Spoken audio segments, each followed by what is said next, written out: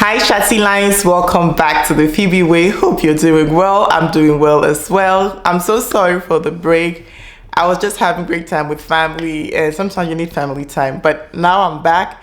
And life in Germany, here on this channel we talk about life in Germany, how to find your path in Germany. I literally want to guide you through the bureaucratic stress in Germany. I want to make sure that you understand the German laws and know which laws are relevant to you as a foreigner living in Germany. And because of that, once a month, usually every first Sunday of the month, I bring to you the legal updates, what is new in Germany, what you should know. And the month of August brings a lot of new laws. But I've also realized that a lot of things have been happening that concern foreigners, immigrants, skilled workers in Germany, expats, and they are literally in the pipeline. So I want you to be aware of these things, these new changes that are to come. And yes, I'll talk about what is new in Germany. It's just a few things that are relevant to us as well as foreigners living in Germany. But I also want to bring to you the new laws that are coming and things that you should be aware of. Okay, so without further ado, let's get started. If this is your first time seeing me, my name is Phoebe and I'm a legal interpreter. Also, yes, I almost forgot, I'm a law graduate. Yes.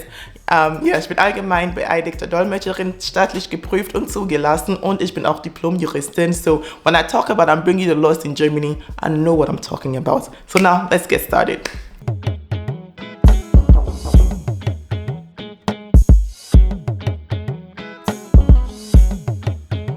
First of all, one thing that has changed completely is the photo situation when you're going to renew your passports, your Ausweis, your stays, your elektronische Aufenthaltskarten. All of these things have changed because we had a transition period from May till the 31st of July where you could still go with your paper passport picture to the authorities and have your things renewed. So whatever it was that you needed to do, you would get it renewed. But now this transition period has ended, so it's now mandatory for you to go with your digital photo to the authorities. So be it Rathaus, Bürgerbüro, Bürgerservice, Ausländerbehörde. Yes, you have to make sure that it's digital, and the way you have to do it, you have to go to a place that is certified or allowed to do it. So usually DM Müller, that they're supposed to be able to do it, and also some photographers around that Rathaus or wherever you're going to, they can also do it. So they give you the code, you give it to them, and this new method is supposed to make it more convenient, make it more secure, make it more seamless and efficient. So if this is what is happening, we are here for it, because I remember in May and June, people were complaining, especially in my region of Baden-Württemberg, people were complaining. So I'm really curious to know how it's working. So, and last time we talked about it, someone said in their place it's working well. So let me know, have you tried this? Have you had to do the digital photo? How is it going? And now the pension situation has also been leveled out. So now this is the new situation for pensioners in Germany. This is just a quick run through what is new in Germany. And of course, Deutsche Bahn is also doing their repairs and constructions, so meaning that certain routes are not available. So if you are going through these routes, please be advised to plan accordingly as well.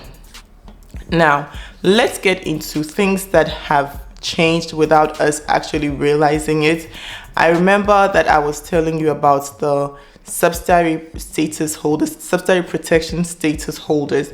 So when you come to Germany to apply for asylum, right, there are different forms of protection that you can get. So we have usually the now do I say it in German and English? So Flüchtlingseigenschaft, Flüchtlingsschutz, there's Asyl Schutz, and then there is subsidiary Schutz, and then there is Abschiebungsverbot. So now I've said it in a way that you know which is the highest one. So Flüchtlingseigenschaft and Asylschutz is the highest protection that you can get, and then followed by the subsidiary protection. You get subsidiary protection when it's been established that if you should go back to your home country, there is no internal protection within your country, because the kind of danger that you're exposed to is all over the country. So it's not guaranteed that if you should go back, you wouldn't perish, basically, okay? And that is why Germany will give you a subsidiary protection, because usually it is your country that should give you that protection, but because they can't do it, it's subsidiary protection. Good, that's it. Now, if somebody has this type of situation and they get the asylum, or not asylum, but they get their protection in Germany because of such a situation, from 24th of July 2025 till 23rd of July 2027, these people cannot bring their families to join them in Germany, except of course they meet the requirements for the exceptions, right? There's always Härtefall and serious cases where there have to be exceptions, but if not, you cannot bring your family to Germany. And this is all part of the policies that the coalition agreements held for people in Germany, or for migrants or immigrants or foreigners, because they want to control migration. The new government wants to make sure that migration is controlled. They want to make sure that they have skilled workers, so people who would add onto the country, not people who would take from it. That is the thinking behind this. So a lot of the new laws that are coming are kind of like steps following the coalition agreement. And we talked about the coalition agreement some months back, so if you haven't watched that video, please watch it. I'm just giving this more like an update of what has happened so far, okay? Another thing that was in this coalition agreement is also about skilled workers. So skilled workers, they still want to bring skilled workers in, and because of this, they have started, or they want to, no, they have not yet started, but they want to start this agency, this work and stay agency that is supposed to streamline how employment matchmaking, how the bureaucratic process, help both employers and employees of these, in this skilled workers realm to find each other, have things go easier, because still skilled workers from outside are not able to come to Germany the way they're supposed to come because of the bureaucratic stress. So that is another thing that we are facing now. This is the next steps to combat this situation. Same family reunification thing. So this coalition agreement is aiming to make it easier for EU blue card holders, because usually these are the skilled workers. These are people who have qualified, highly qualified professionals in STEM, in the sciences, engineering, mathematics, and whatnot.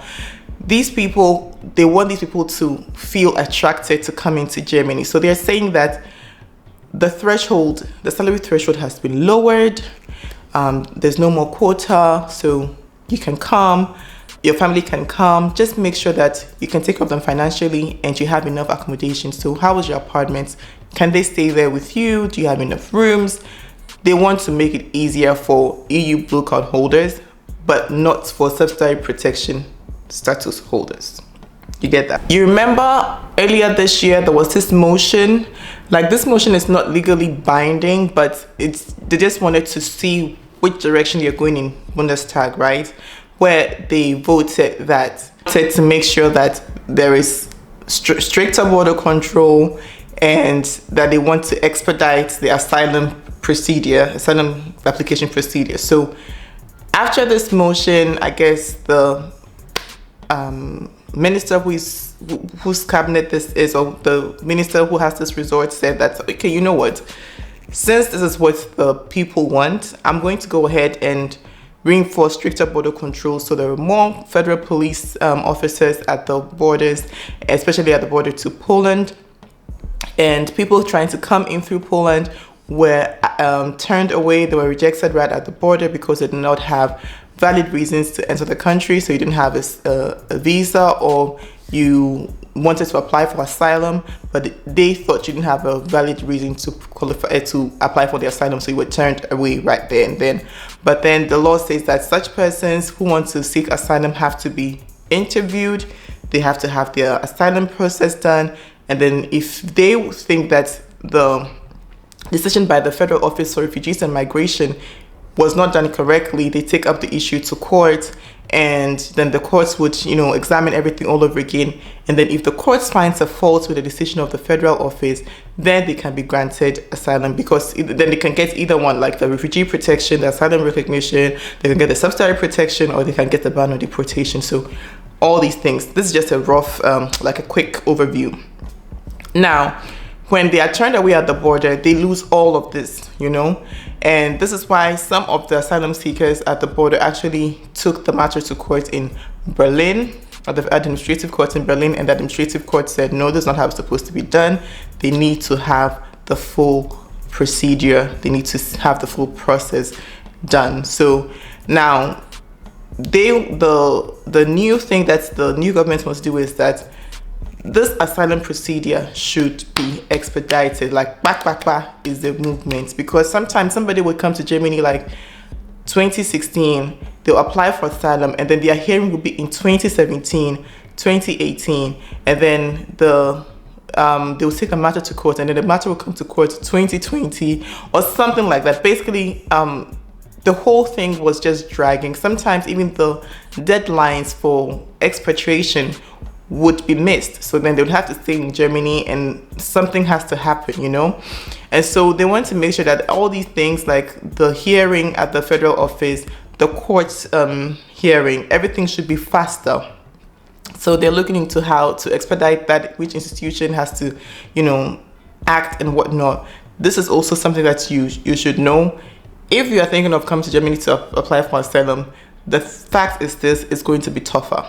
That's just it. Another thing that is also coming from the coalition agreement, which already have drafted actually. So the Bundesregierung, the federal government, has drafted this, is the ban of the 3-year fast track naturalization route. So the 5-year was, so 2024, we saw the revamp of the naturalization law. So there's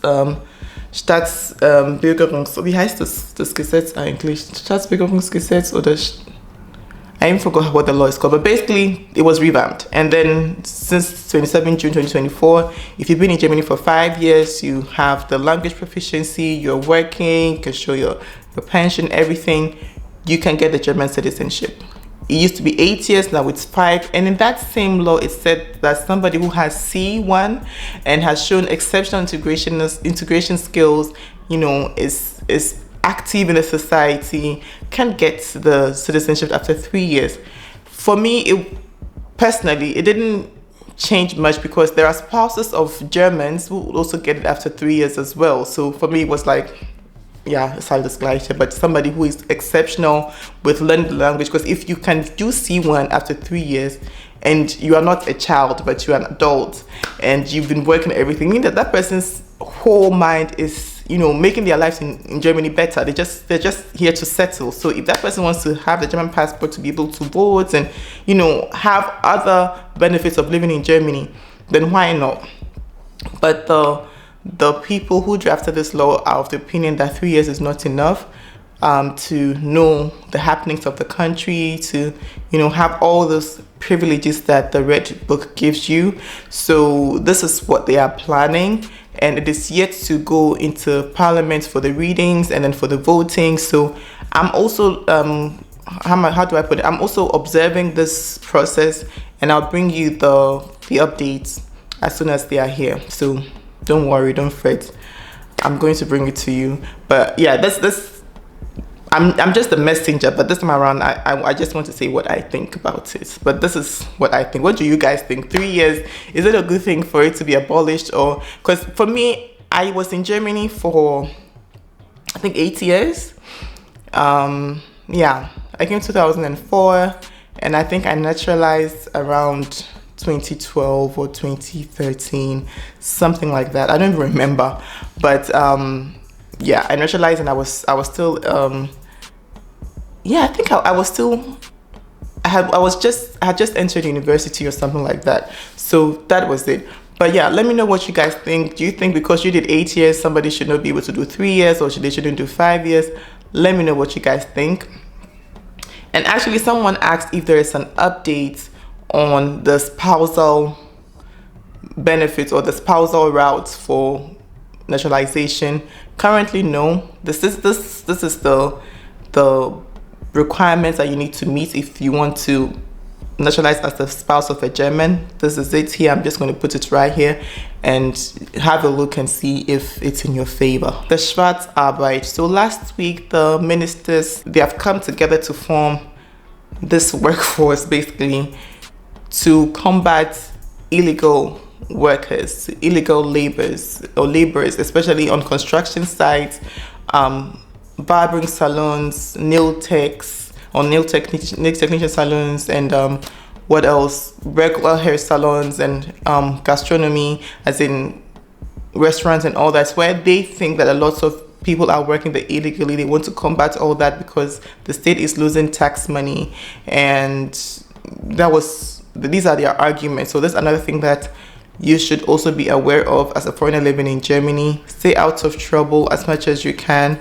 because legal stress is one of the worst stress you can face in Germany. Those who know. So yes, thank you so much for watching. If you have any questions, please leave them in the comment section down below and I'll be glad to answer your questions. Thanks for sticking with me throughout these years, and I think this is our 5th year with the Phoebe way. So thank you so much. I really appreciate you. If not yet subscribed, what are you waiting for? What have I done to you? Vielen lieben Dank fürs Zuschauen und bis zum nächsten Mal. Ade.